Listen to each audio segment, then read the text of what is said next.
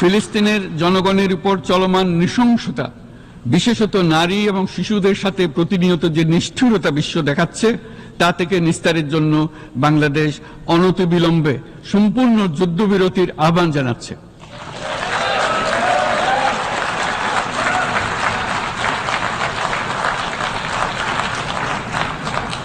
দ্বিরাষ্ট্রভিত্তিক সমাধানেই মধ্যপ্রাচ্যে টেকসই শান্তি আনতে পারবে। তাই জাতিসংঘ সহ আন্তর্জাতিক সম্প্রদায়ের সকলকে এর বাস্তবায়নের জন্য এখনই উদ্যোগ নিতে আহ্বান জানাচ্ছি।